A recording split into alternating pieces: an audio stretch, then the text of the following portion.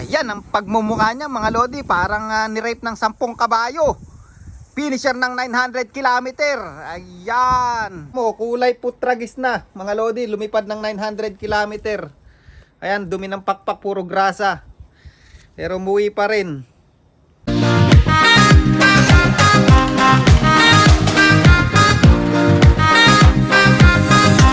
So yan mga kalapatids, nakita nyo na naman yung pagmumukha ko. So for today's video, ayan, nakakatuwa.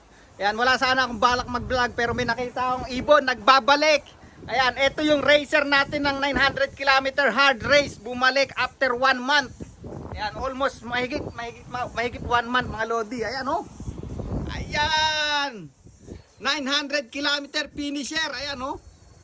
Ayan, gugulong pero di susuko. Umuwi pa rin ng 900 km. Oh. Ayan oh, tibay ano?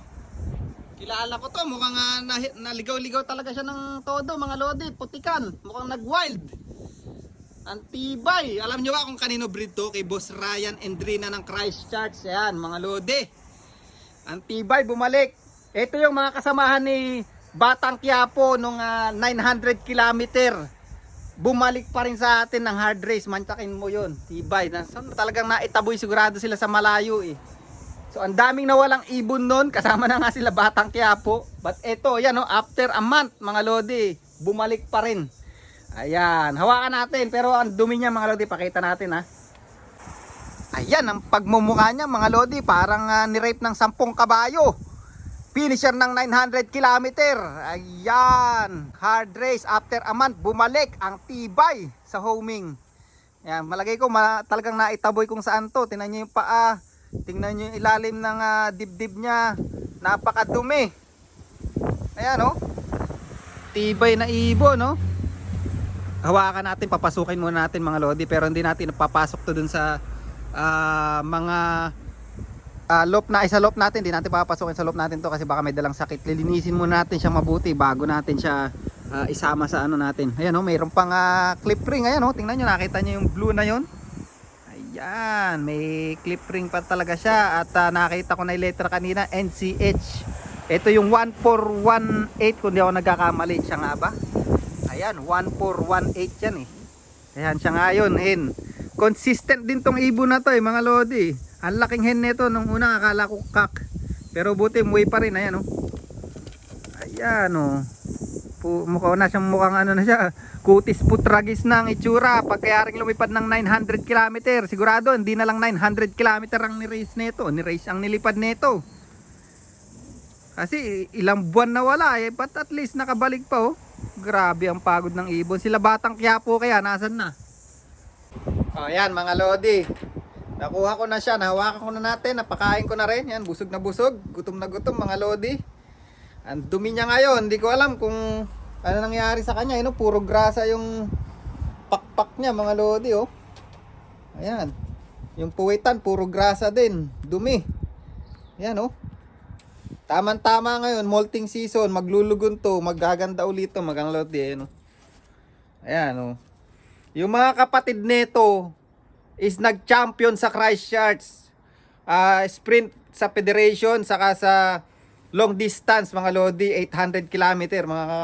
Ayan, anak yata to mga lodi, kung di ako nagkakamali, kung di anak or kapatid nito, nag-champion sa Federation. Ang naglipad, nag-breed, si Boss Ryan Endrina ng Christchurch. Yan, breed niya to sa atin, nilipad natin.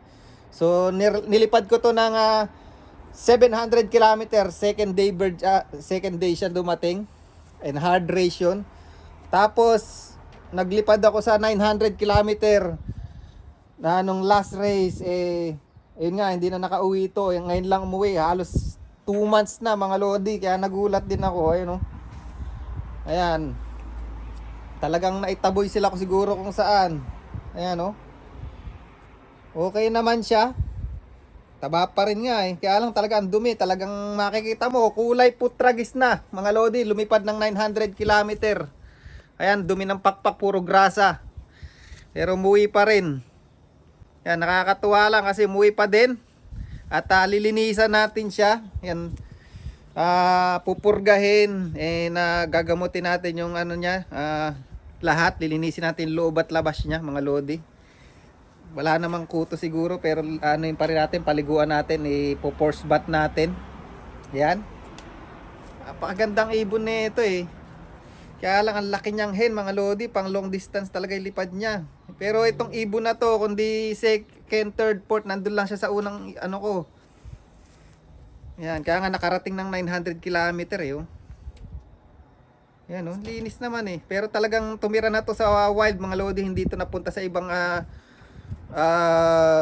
ibang loop. Ayan yung ano niya oh, nanilipad ko pa, may clip chip pa.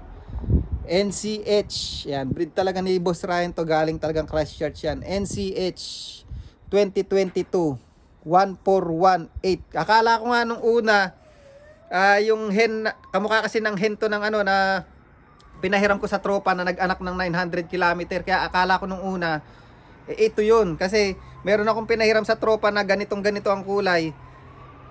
Breed ko yung ibon na yun, tapos hiniram nila at binreed nila yung mga anak noon.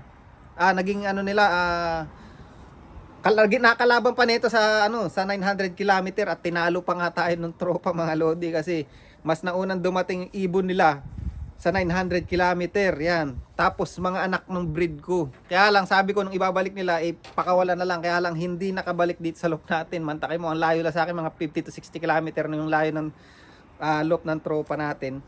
Hindi nakabalik, sayang. Kaya akala ko ito yung ibon na yon o yung hen na yon, ito yon. Sabi ko ayos, magagawa akong breeder kasi subok na, nakapag-anak ng 900 kilometer. But nung kinikilatis ko, sabi ko pink yung ring nun. Ito na pala siya. Hindi ko na nakakilala halos. Kaya iniisip ko, sino ba to? Yun, nung tiningnan ko yung ring, si ano pala? Si Christian. Ang tawag ko pala sa ibon na to, Ladyboy mga lodi. Kung sa mga dati ko ng followers, Ladyboy ang tawag ko rito sa ibon na to. Yan. At